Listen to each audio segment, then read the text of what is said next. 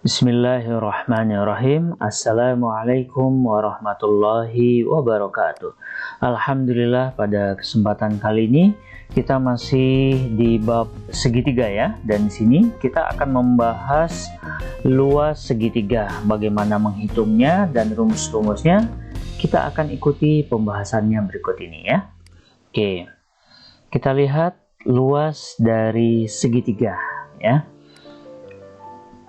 Luas segitiga cukup dengan alas dikali tinggi dibagi 2 ya, atau mungkin bisa juga setengah dikali alas dikali tinggi ya. Nah, kemudian perhatikan ya, A atau alas itu merupakan sisi dari segitiga ya. Jadi bisa sisi 1, sisi 2, atau sisi yang ketiganya, namanya juga sisi ya kan. Nah, itulah kemungkinan dari alasnya. Sedangkan tinggi itu harus harus tegak lurus ya dengan alas yang sekawan. Dan tinggi ini bisa sisi atau bisa juga garis bantu lainnya ya. Jadi tinggi itu bisa sisi, bisa garis bantu yang lainnya. Yang penting harus diperhatikan, dia harus tegak lurus dengan alas yang sekawan. Nah, makanya nih simbolnya alas tegak lurus tinggi ya. Ini simbol dari tegak lurus. Nah, misalkan nih ada segitiga seperti ini, segitiga ABC. Nah, jika misalkan alasnya itu yang ini ya, berarti AB ya, alasnya AB, maka tingginya, nah tingginya nggak mungkin BC atau AC, maka kita butuh garis bantu ya, garis yang tegak lurus terhadap alas AB ini ya. Berarti tingginya adalah yang ini ya, tingginya yang ini, yaitu garis bantu CD gitu ya. Nah, makanya di sini AB dengan CD itu tegak lurus. Nah, kemudian kalau alasnya kita pindahkan ke sisi yang lain, misalkan sisi AC nih alasnya, berarti yang mana tingginya? Kita cari. Apakah sisi segitiga yang lain ada yang tegak lurus? Tidak ada ya. Karena tidak ada yang tegak lurus, kita buat garis bantu ya. Nah, ini juga bukan nih, bukan tinggi dari alas AC ya. Dia tidak sekawan di sini. Nah, berarti kita tarik garis bantu di sini sampai ke titik B ya. Nah, bagaimana cara menentukan garis tinggi? Ini ada di video sebelumnya ya. Silakan, atau bisa dicek juga pada link di atas ini. Nah, berarti inilah tingginya garis yang tegak lurus terhadap AC ya, yaitu garis BE ya. Oke, mudah-mudahan bisa dipahami ya tentang alas dan tinggi. Oke, nah selain luas segitiga ini, ada juga luas segitiga, rumus luas segitiga yang berdasarkan keliling dan panjang sisinya. Rumusnya bagaimana? Ya, panjang sisi segitiga misalkan nih ya, BC ini A, panjang sisi AC ini B, panjang sisi AB ini C, maka rumusnya luas sama dengan akar S dikali S dikurang A. A ini tadi sisi ya, sisi yang ini. Kemudian E dikali S dikurang B, B-nya panjang sisi AC. Kemudian S dikurang panjang sisi C, yang ini, sisi AB. Nah, terus S itu apa? Ya, S itu adalah setengah keliling segitiga. Berarti kalau kita ingin mencari S, berarti tinggal setengah atau 1/2 dikali A ditambah B ditambah C. Begitu ya. Nah, bagaimana cara menggunakan rumus-rumus ini? Kita akan lihat pada contoh soal berikut ini ya. Yang pertama, segitiga ABC di samping, panjang AB sama dengan 14 cm. Nih, AB 14 cm, BD-nya 9 cm, dan CD 12 cm. Nah, di sini juga diketahui sisi yang lain ya. BC 15 cm, AC 17 cm. Tentukan luas segitiga tersebut. Nah, dalam menentukan luas, yang pertama yang kita gunakan adalah rumus alas dikali tinggi dibagi 2. Kalau tidak ada tingginya, baru kita pakai rumus yang kedua tadi ya, yang ada S-nya. Nah, di sini ada tingginya. Nah, tinggi itu apa? Tinggi itu harus tegak lurus dengan alas yang sekawan ya. Jadi kita fokus nih, mana tingginya nih, dan mana alas yang saling tegak lurus dengan tinggi tersebut. Dan alas dengan tinggi itu yang sekawan. Nah, di sini dapat kita lihat bahwa tinggi CD yang ini ya, sekawan dengan alas AB ya. Tinggi CD yang ini 12 cm sekawan dengan alas AB ya. Nah, CD kenapa bisa disebut sekawan? Karena kedua garis ini saling tegak lurus nih, simbol tegak lurusnya ya. Nah, berarti AB tegak lurus CD. Nah, tapi jangan A sampai ke D ya. Jadi cukup sisinya itu A sampai B, karena BD ini hanya garis bantu ya. Dan yang ingin kita cari itu adalah segitiga ABC. Maka yang kita gunakan hanya sisi dari segitiga ABC. Kalau tinggi boleh pakai garis bantu, tapi kalau alas harus dari sisi segitiga yang ditanyakan ya, yaitu segitiga ABC ya. Bisa dipahami ya, mana alas, mana tinggi, mana yang harus alas, mana yang tidak boleh menjadi alas. Nah, sekarang alasnya berarti AB 14 cm, berarti tingginya CD 12 cm. Nah, alas dengan tingginya sudah ada, kita tinggal tulis rumusnya, kemudian kita substitusikan, kita masukkan ya. 14 dikali 12 per 2. Nah, di sini kita sederhanakan dulu, 12 dibagi 2, 6. Berarti di sini 14 dikali 6 ya. Berapa 14 dikali 6? Ya, 84. Jadi luasnya 84 cm persegi. Inilah luas dari segitiga ABC. Bisa ya? Mudah bukan? Nah, sekarang kita lihat kembali soal yang lainnya. Pada segitiga, simbol ini dibaca segitiga ya, segitiga PQR, panjang PQ ya, PQ 14 cm dan QR 16 cm. Hitunglah panjang PS. Nah, yang ditanya panjang PS nih. Jika luas segitiga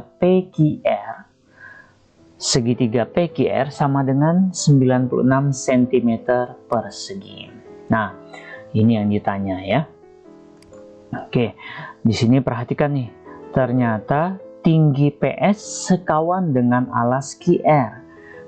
PS ya, tinggi PS sekawan dengan 16 dengan alas QR 16 cm.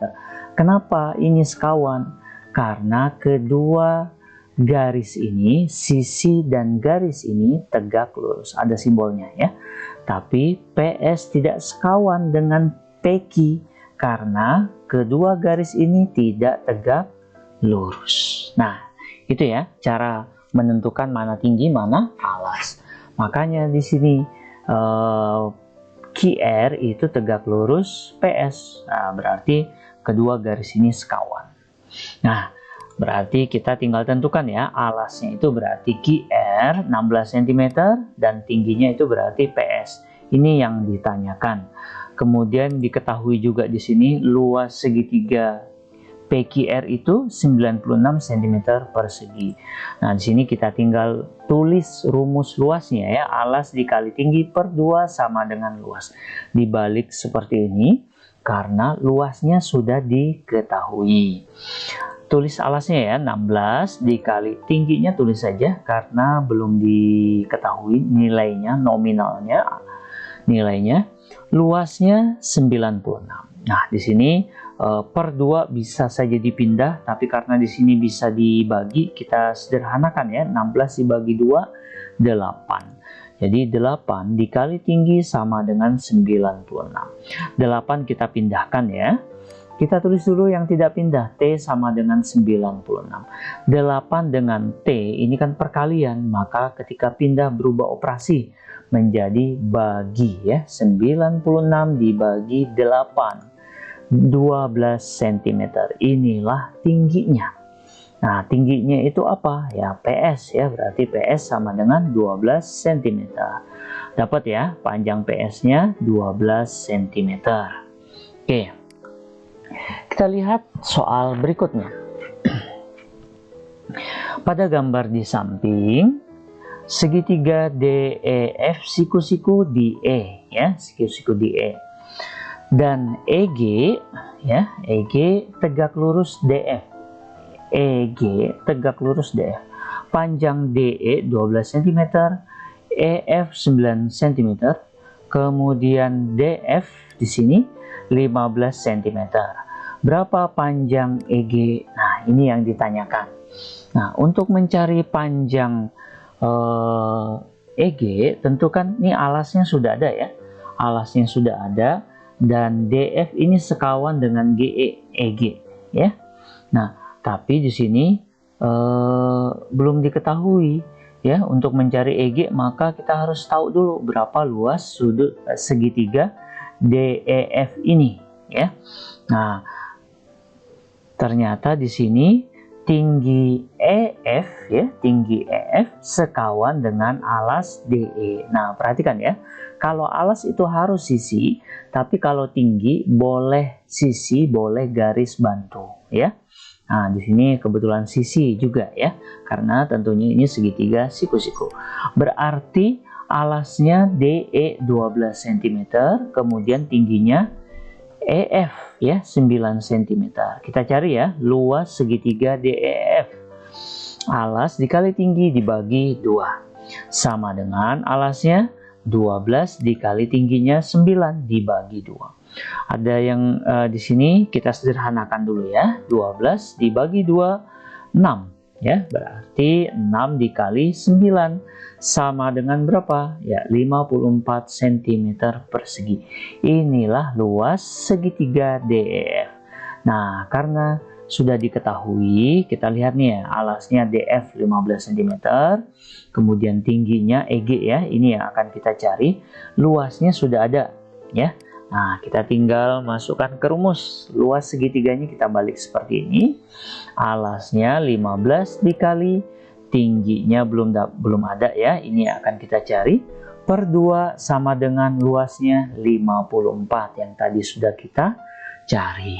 Nah, di sini langsung kita bagi saja ya, 15 dibagi 2 7,5. Berarti 7,5 dikali tinggi sama dengan 54. Ya, ini kita pindahkan ya.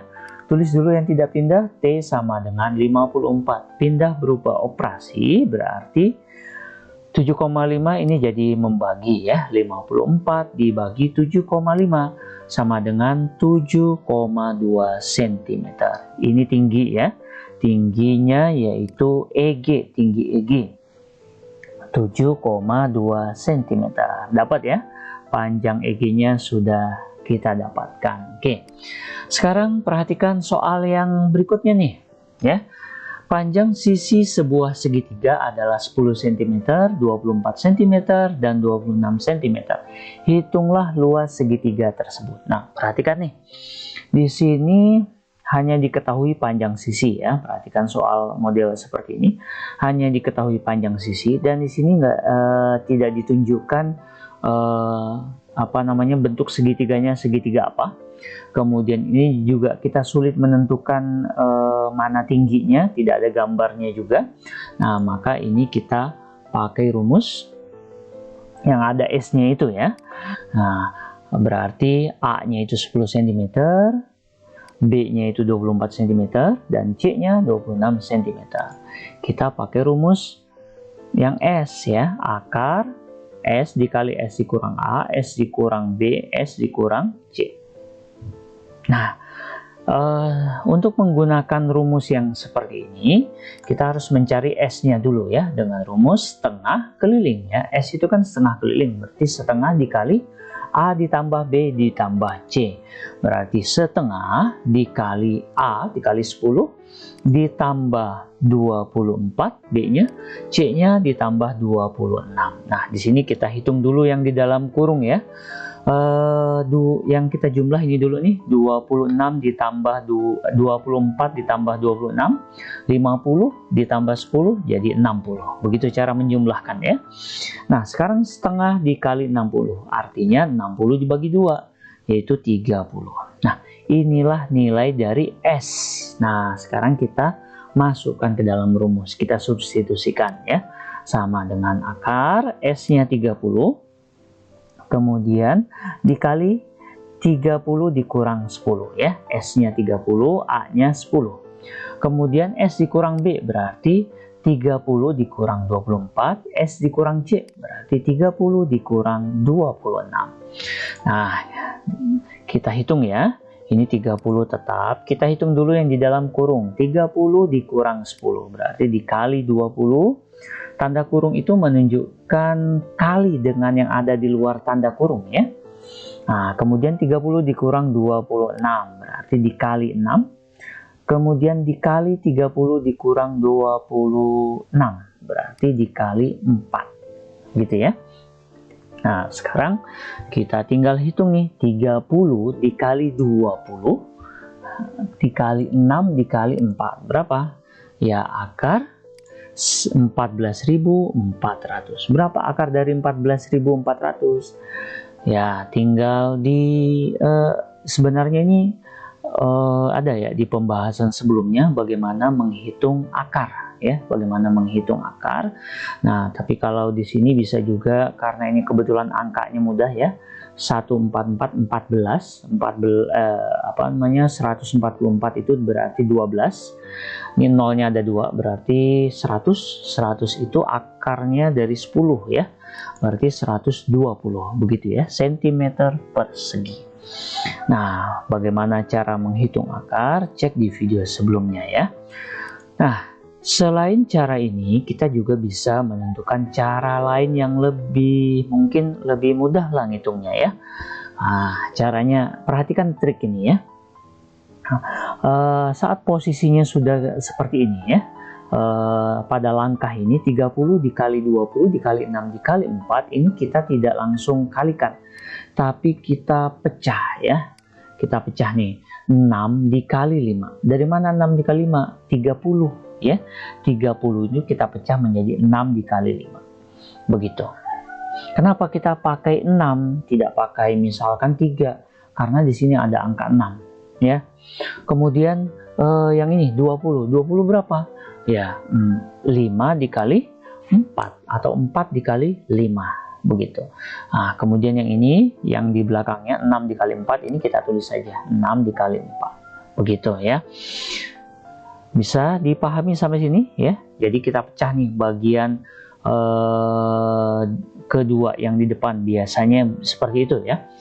Nah, sekarang perhatikan di sini ternyata 6 di sini ada 2 ya.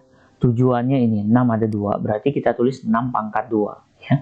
Begitu juga dengan 5, 5-nya ada 2 berarti 5 pangkat 2, 5 kuadrat. 4-nya juga di sini ternyata ada 2 berarti 4 kuadrat. Begitu ya. Nah, kenapa kita kuadratkan? Kan ini akar pangkat 2, ya kan? Kalau akar pangkat 2 terus di sini ada angka 6 pangkat 2, maka hasilnya 6 ya.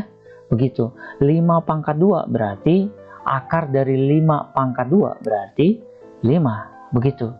4 pangkat 2 akar dari 4 pangkat 2 itu berarti 4. Nah, lebih mudah ya. Nah, sekarang kita tinggal kalikan. Kalau akarnya sudah nggak ada ya, 6 dikali 5, 30 dikali 4, 120 cm persegi. Sama. sama ya hasilnya ya. Nah, ini lebih mudah lah ngitungnya ya. Tapi memang kita butuh trik nih di sini ya, bagaimana memecah angka-angka ini kemudian kita rubah menjadi bilangan kuadrat seperti ini. Oke, bagaimana? Bisa dipahami ya sampai sini ya? Mudah-mudahan bermanfaat. Terima kasih sudah menonton.